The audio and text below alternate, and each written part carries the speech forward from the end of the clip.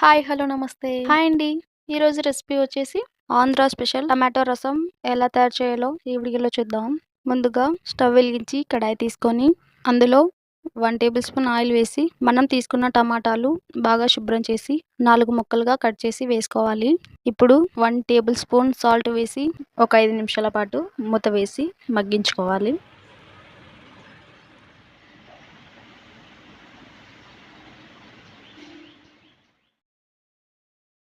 5 నిమిషాలు మగ్గించుకున్న తర్వాత ఇప్పుడు వెల్లుల్లిపాయలు ఒక 10 దాకా పొట్టు తీసి వేసుకోవాలి.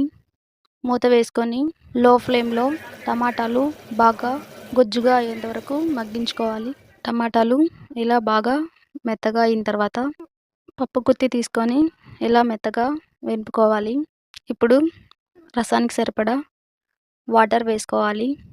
1/2 టీ స్పూన్ పసుపు వేసి అలాగే 2 చెంచాల కారం, 1 చెంచా ఎండు కొబ్బరి పొడి, 2 రెమ్మలు కరివేపాకు, టేస్ట్కి సరిపడా సాల్ట్ వేసి బాగా కలిపి స్టవ్ వెలిగించి స్టవ్ మీద మీడియం ఫ్లేమ్లో బాగా రసం దగ్గర పడేంత వరకు ఉడికించుకోవాలి. రసం ఇలా దగ్గర పడిన తర్వాత ఇప్పుడు 1 టేబుల్ స్పూన్ ధనియాల పౌడర్ వేసి అలాగే సన్నగా తరిగిన కొత్తిమీర వేసుకొని ఒక 5 నిమిషాల పాటు ఉడికించుకుంటే సరిపోతుంది.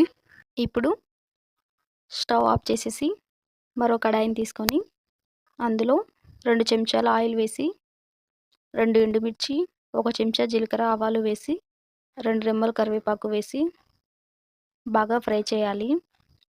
తర్వాత బాగా ఫ్రై అయిన తర్వాత ఇప్పుడు టమాటో రసంలో వేసుకుంటే సరిపోతుందండి. ఆంధ్ర స్పెషల్ టమాటో రసం అనేది రెడీ అయిపోయిందండి.